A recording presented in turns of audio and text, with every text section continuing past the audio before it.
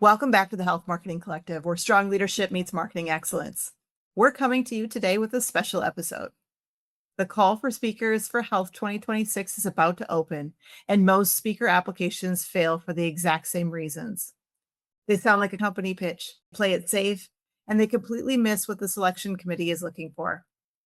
With the call for speakers opening May 1st, I wanted to re-release one of the most valuable conversations we've had on this podcast. My conversation with Jody Tropeano Greene, head of content at Health. She's the one reviewing your application.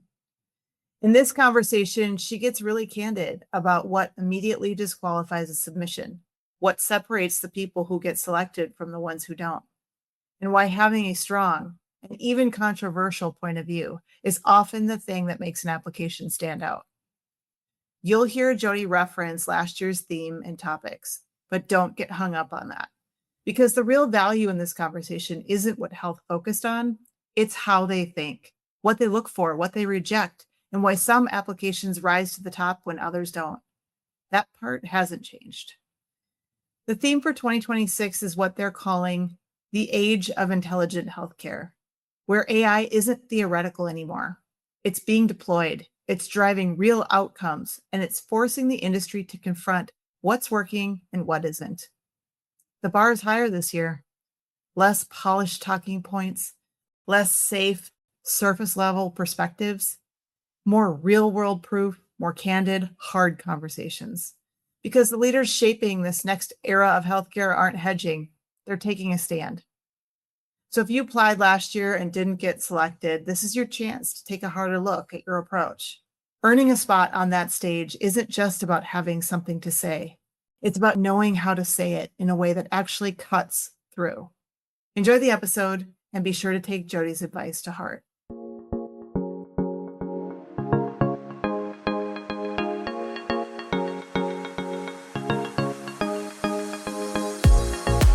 If you've ever wondered why some submissions rise to the top and others don't, this conversation will leave you with a clear and honest view of what it takes. Jody, welcome to the show. Thanks for having me. Yeah, absolutely. Let's jump right in. So Health has built a reputation for spotlighting what's next, not just what's now. I'm curious how you and your colleagues approached setting this year's conference themes. And if you could share, walk us through some of those themes on the docket for this year as well, that would be great. Yeah. So we set the theme Heroes and Legends, as you mentioned. So taking a little bit of a nod from ancient Greece and kind of celebrating these big, bold thinkers who were also a bit of risk takers. They went, outside of conventional wisdom. They were often kind of given the side eye or called crazy, but they persisted anyway. And they went on to, cement their names in the history books. So we're looking for those types of big, bold leaders this year. We're living in really uncertain times, to say the least. I sound like a cliche, but the news cycle is pretty alarming every day. So this will be a historic time in our country's history, our world's history. So we're thinking about specifically our industry's history and how do we make this a positive time in healthcare's history? How do the leaders coming to our event focus on kind of what's important and leave that noise aside and focus on serving patients in the best way possible, utilizing technology in the smartest way possible, and kind of writing our own history at this point in time. So we thought it was important to take a little bit more of a positive outlook and, turn our sights forward rather than rehashing what will have been in October a very eventful summer, I'm sure. For sure. Yeah, I love this emphasis on positivity and really sort of coming together as an industry to really chart a better path forward for our nation and the world, particularly as it pertains to health. Can you highlight some of the key topics that will be an important focus at the conference this year? You've got a full list. People can check out the full list up on the website, of course. Do you mind just walking through a few of those that you've selected as key topics for this year? Yeah, I guess, and we'll have so many stages at the event, some with their own particular themes. For example, we'll have a stage dedicated just to employer-sponsored health. Mm. So, picking apart everything that's important to benefits and total rewards leaders. We'll have a stage dedicated just for pharma and life sciences. We'll have a stage just for diagnostics, just for AI. So we kind of dive deep in those particular areas. But I guess, for today, I'll mention something I'm excited about is what we're doing on Sunday of the event. So Sunday is when the event kicks off. Our show floor isn't open yet. So it's really a content focused day. We'll have several insights programs running on, some of the program rooms starting in the morning. Those are very popular. So definitely check them out. And then for our main agenda, we thought, why don't we focus on three core topics for Sunday and really go deep on those three core topics? So we picked cardiometabolic disease and GLP-1s being one of the Mm. topics. We picked caring for our aging population as the second, and then we picked women's health as the third. So we just felt there was a lot to say in those three areas. Thinking about caring for the aging population in particular, we have a huge boom in the Medicare population right now. We don't necessarily have the infrastructure to care for them. We don't have the workforce to care for them. We don't quite know how we're going to pay for this booming aging population. There's a lot of question marks. And I think it's actually an opportunity for technology to step in and fill some of those gaps. So Yeah. that's what we want to highlight there. For women's health, we want to focus, yes, reproductive maternal health, that's important, and we will cover that. But there's also so much else that we need to be talking about. Why are women getting neurodegenerative diseases at a higher rate? Why do heart attacks present differently in women? These are a lot of questions that we actually don't quite have the answers for yet, but I think there's a lot of really smart leaders out there that will feature that are starting to kind of peel away that onion that is women's health. And then for cardiometabolic disease and GLP-1s, I mean, it's changing every day what these, miracle drugs, if you want to call them that, what they can do, what they can't do, what we don't know yet, how we'll pay for them, who's paying for them, all of the direct to consumer companies kind of jumping in to fill some of the access gaps. What does this all mean? Where is this all going? And I think we'll have a lot of amazing companies to kind of fill in those blank spots for us. Absolutely. Well, kudos to you and your team for picking those three. I mean, huge, each of them huge topics and important topics in and of themselves. And all three have a very close linkage from a policy perspective Mm-hmm. as well. What's getting funded, what's getting coverages, that type of stuff. And so I think we'll continue to see in the coming months here, even between May and October, how this conversation Mm-hmm. is going to evolve on all three of those areas for sure. Yeah, yeah, we always have to leave a little room to be flexible based on what's happening between when we set the agenda topic to when October rolls around. We never want anything to be stale.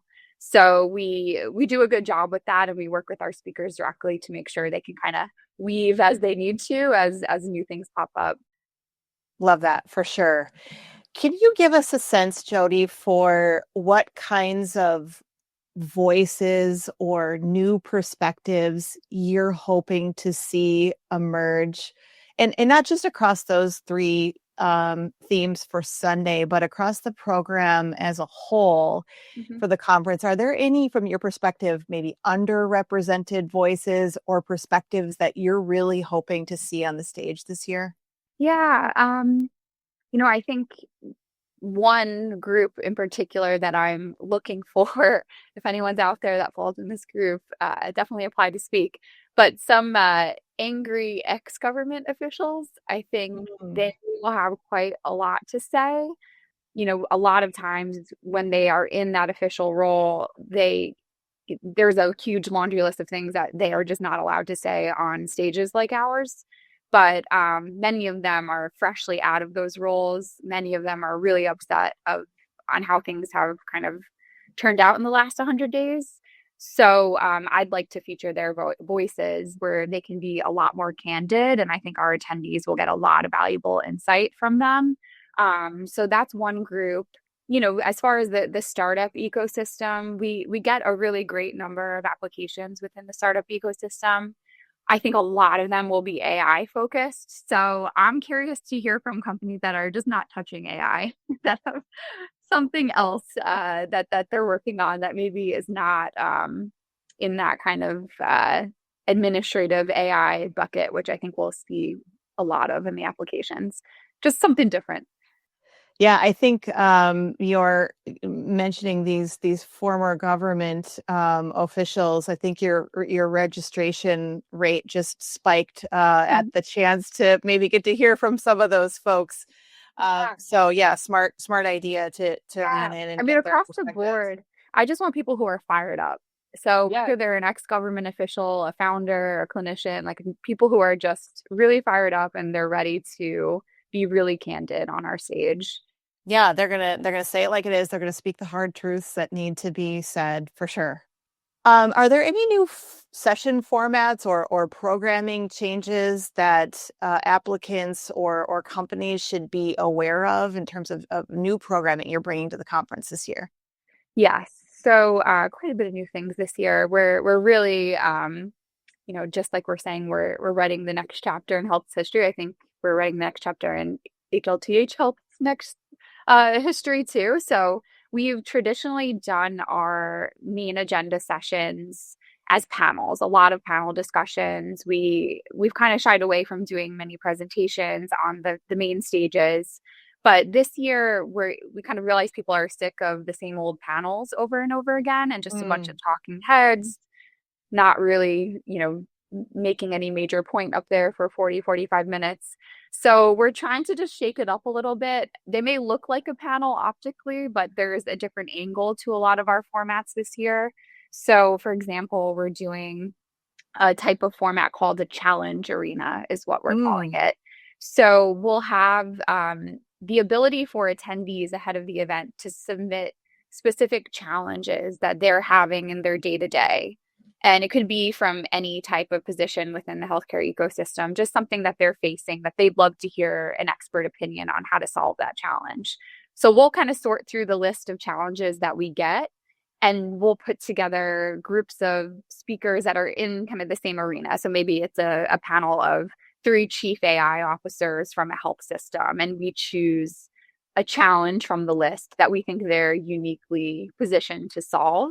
So we'll tell them individually what the challenge will be, but they don't have a chance to talk about it together until they're on stage at health. So it's almost like live brainstorming Yeah. between these 3 experts and hopefully solve someone's problem out there at the same time. So that's one format. Another one, we're doing a power panel, is what we're calling it.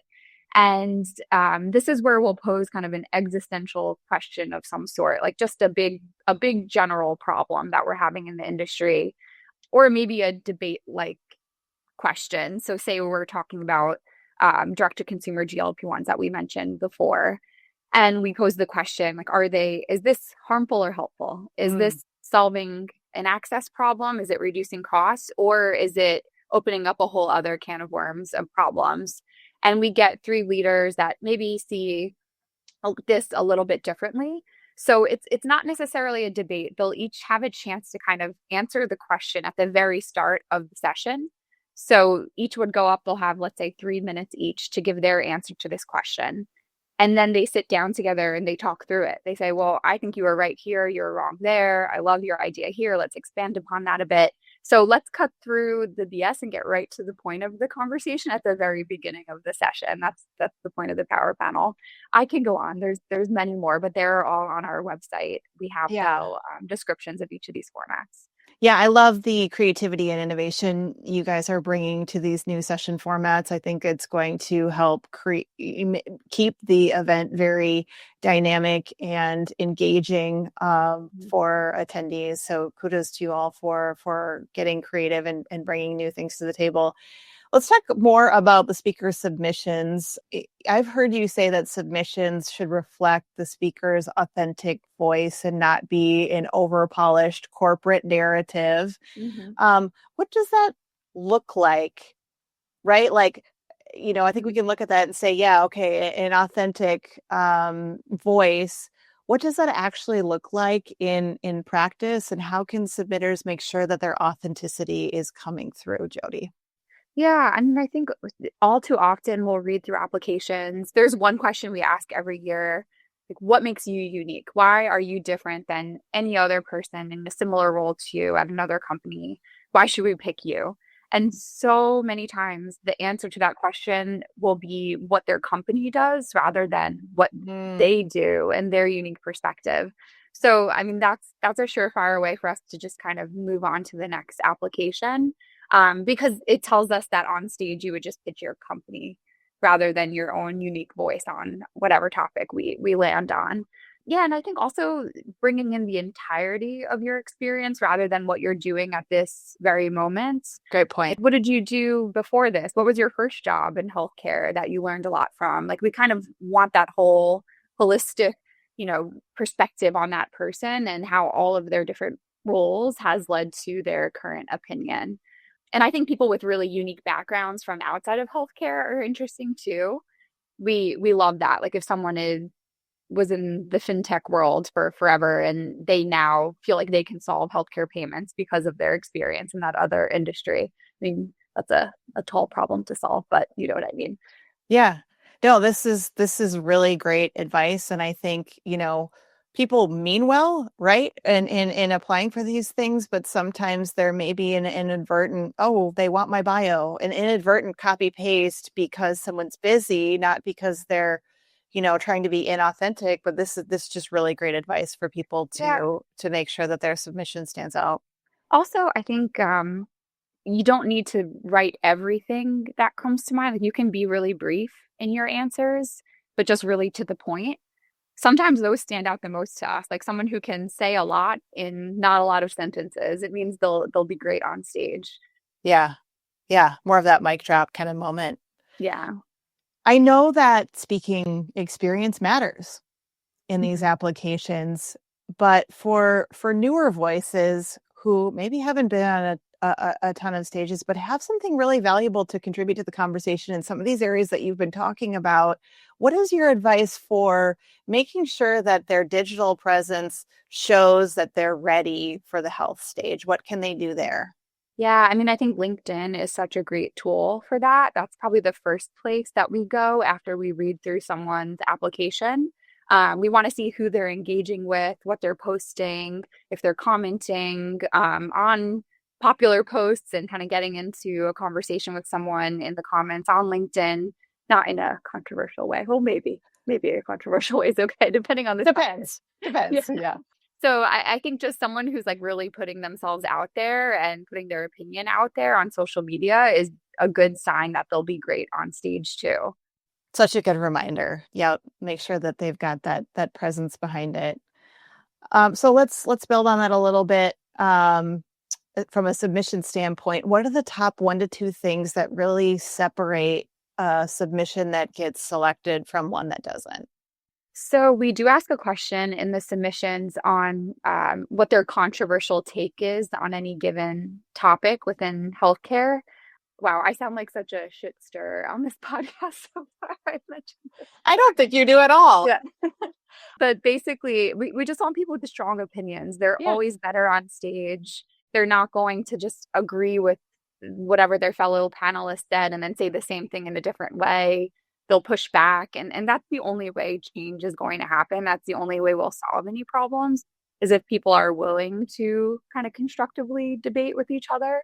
So that question is really important for us. And some people really knock it out of the park and they go there, and some people really shy away from that question. So I would say don't ignore that question. Think about it, and we won't share your answer with anyone. So you can be as controversial as you'd like. Love it. What is a common mistake that people make when submitting proposals? I mean, we talked about a Um, couple. yeah, another one that comes to mind is that they propose an entire session within the Mm, application. And we don't really have any questions that lends to that answer, but we're not looking for that. We do build our agenda internally. We come up with the session topics internally. We work with our speakers that we choose to fine tune them for sure. But it would be too many cooks in the kitchen if we were taking all of these full panel suggestions. So I would say just focus on bigger topic buckets. Don't try to pitch an individual session. I know that solution providers and vendors often face a tougher path to getting on the stage, and I think most people understand that. What's your advice to them? Some will make it on stage, but for those who don't, are there other avenues that they should be exploring if they want to have a presence at Health?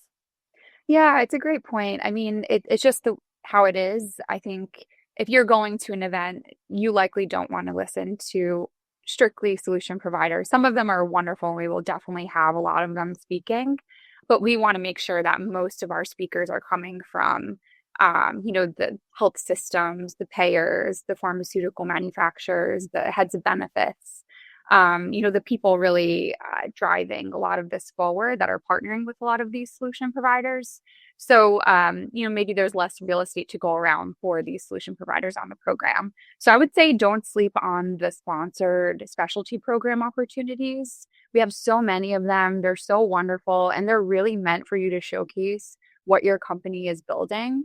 So, if I know it's a budget issue for some companies, but our sponsorship team is wonderful and we'll work with any company in their budget. But I would say, don't have the mentality, if I'm not chosen to speak, I'm not going to engage with this event at all. We have so much else going on for you to maximize your experience at the event through our meeting programs, the specialty programs, even just being there and networking, I think is so valuable. Yeah, I appreciate the accessibility factor there, that there's many different avenues for getting the most out of a Health conference for your company. And you've also mentioned that past investment in the health community, whether that's demonstrated through attending, sponsoring, exhibiting, it matters. And I appreciate you being candid about that. People want to know. You said it isn't always going to be a leading factor, but if two people on paper are, look the same, Mhm. you're going to go in the direction of someone who's demonstrated an investment. Can you tell us a little bit more about why that's important and your overall perspective on that? Yeah, and I do want to make it clear we are not pay to play on our main program. That is something that we are very proud of. So we don't waver on that. We're like church and state with speaking and sponsorships. I don't know who our title sponsors are at this point. So I'm really choosing this based on merit. Yeah. But like you mentioned, if we are looking at one spot on a panel and there are two companies that we're deciding between, both are amazing. We could go in either direction and it would be a win in either direction. We do look and see their historical engagement with the event. Have they been attending for many years? Have they been sponsoring before? Do they see a value in our event? And we'll nod on the side of the company that's been supporting us, because at the end of the day, like we want to support companies that are supporting us. And I think hopefully that's reasonable. I believe it is, and it makes sense. I mean, you're this is a community, right? It is an event, but it's also a community, and you want people who've been in the community and Yes. understand the evolving Yes. conversation that has happened over time, right? So that they understand the perspective of how do we level this up and make it new, right? And Yes. actually drive a conversation forward. So that totally makes sense. We also talked about how, maybe about half of the earned speaking slots come from this call for submissions, the open submissions that open May 1st. For somebody who might get a no this year because you are getting hundreds of Thousands. submissions, Yeah. thousands. Thank you for the Yeah. correction there. I believe it. Thousands of submissions. If someone gets a no this year, what is your advice for coming back even stronger next year? Again, you've given so much great advice so far. Anything else you would add? Yeah, I would encourage them to still attend. I would encourage anyone interested in speaking to register to attend now. The ticket prices are much lower than what they will be once we respond to all the speaker applications, and we will refund your ticket if you're chosen to speak, since speakers do get a complimentary pass. So I would say attend, go to the sessions, jot down what some of these amazing speakers are doing that you like and try to emulate that, maybe talk to them, and then maybe even reference that in your application for next year. And it just shows that you're really taking this seriously. And we love giving new people a chance on stage. Like, we love to be the place that creates these new thought leaders that everyone is inviting to their events then. So, it's nothing against anyone personally. It pains me so much to decline applications. It's the worst part of this job by far because everyone is building such incredible things out there and there's so much passion, just not enough days or real estate on the agenda to go around. Absolutely. And it's a huge event already, right? Even if you were to say double your footprint, which I'm not saying you need to, but you'd still have to decline people because you've got thousands of submissions. Mm-hmm. I will mention too to check out our health community, which is our year-round platform. We host roundtables on there, webinars on there. So there are opportunities to engage with us year-round past just the event. Such a great reminder. Okay, I'm asking a hypothetical question, which I realized isn't really hypothetical because you are actually sitting in the position to select these speakers and design these panels. But let's just say all the stars align, Jody, and you could design your absolute dream panel for Health 2025. What conversation would you love to see happen on stage? And you kind of already showed us one, which is these former government officials that are willing to speak some hard truths up on the stage. Anything else come to mind? Yeah, I mean, Atul Gawande is top of my list for this year. I feel like he is someone we've always wanted to speak, and I think this year of any year he will have a lot to say. So he's up there for me. And then Oprah Winfrey in conversation with Michelle Obama. That would be incredible. Again, yeah, you land that one, your registrations are going to go through the roof. I'm working on it. So that's a big one. I actually we're trying to do, and I won't name company names for this, but I hope it comes to fruition. We're trying to do the series of fireside chats that we're calling these frenemy sessions this year. So 2 true market leaders in a specific category within digital health, the CEOs or founders of those companies in a conversation together, kind of about the art of competition. If we are successful with a few of them that we have in mind, I'll be really excited about those sessions. I love that. So great. Okay, we're going to end on a fun, lighter note, Jody. If you could personally select the musical performer for the closing party at Health, and let's pretend for a minute that you had unlimited budget, who would you want to see take the stage? Just because I watched the live stream of her Coachella performance, but Lady Gaga, oh my gosh, her performance was incredible. If she just did a fifth of that at Health, I would die happy.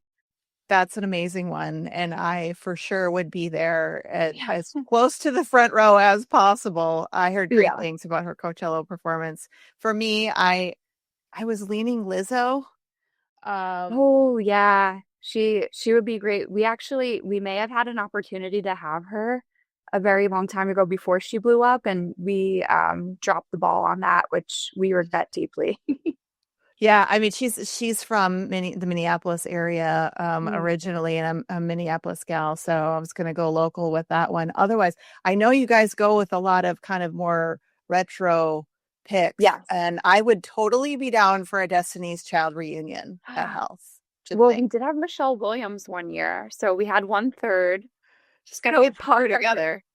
Yeah, I mean, that would be a dream. We do try to touch on the nostalgic factor a bit with who we choose, and I think our audience has appreciated that over the years. Yeah, nostalgic. That's a better word than retro. So thank you. Thank you for that. Well, Jody, this has been a very insightful conversation today. Thank you for giving our viewers a clear view of what it takes to step onto the stage at Health. And thank you also for all the work that you and your team do to really push the healthcare industry forward. Yeah, I appreciate you having me. This was fun. So, folks, the speaking submissions are now open. So send in your best ideas for Health 2025. Don't miss this opportunity. And Jody, before we wrap, we should definitely put in a plug for people to register for the conference early as well. Yes, please do. Hope to meet you all in Las Vegas. Awesome. Well, thanks so much, Jody, for being here today. Thank you. Thanks for tuning into the Health Marketing Collective, where strong leadership meets marketing excellence, because the future of healthcare depends on it. We'll see you next time.